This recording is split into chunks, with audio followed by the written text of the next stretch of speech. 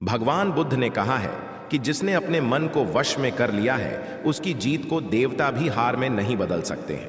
अर्थात मन को वश में करने का नाम ही आत्मसंयम है, जिसका अर्थ है अपने आप को वश में करना, अर्थात मन, वचन और कर्म पर अधिकार प्राप्त करना, ताकि शरीर से कोई अशुभ कार्य न होने पाए, जिससे कोई अपशब्द न निकले और मन में कभी अशुभ विचार न उठने पाए। यदि मनुष्य अपनी इंद्रियों का प्रयोग उचित ढंग से करता है तो ही वह मनुष्य कहलाने का अधिकार रखता है।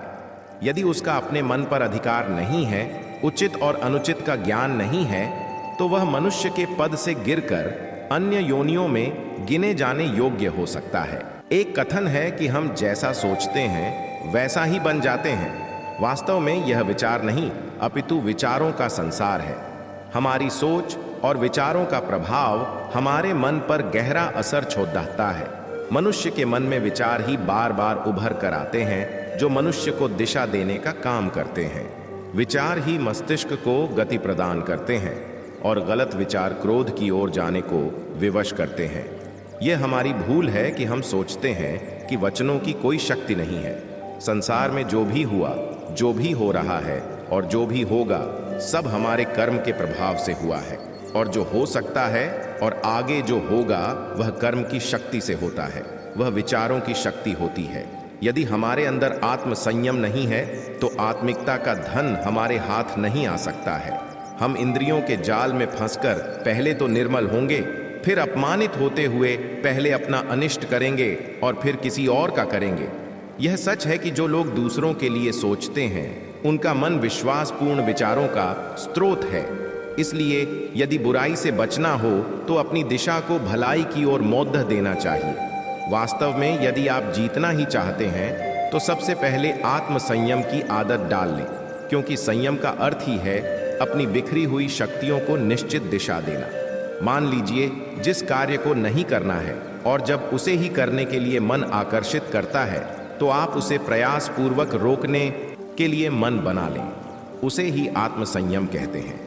संयम का अर्थ है जब आकृति आकर्षणों की ओर जाने के लिए हमारा मन सहज रूप से रुक जाए।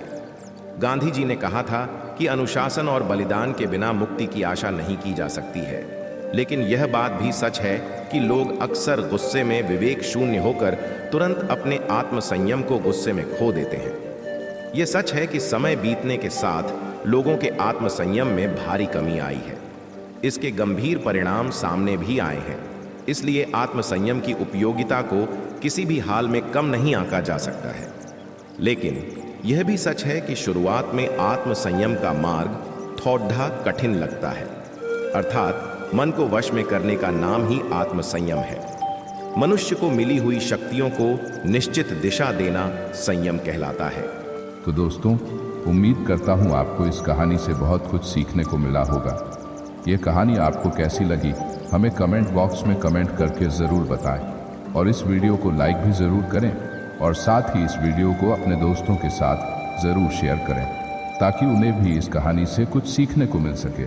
ऐसी ही प्रेरणादायक और बुद्ध स्टोरी सुनने के लिए हमारे चैनल द पॉजिटिव बुद्धा को सब्सक्राइब करके बेल आइकन को ज़रूर दबा दें ताकि आने वाली अगली वीडियो की नोटिफिकेशन आपको मिल सके। इस वीडियो में बस इतना ही। मिलते हैं अगली वीडियो में।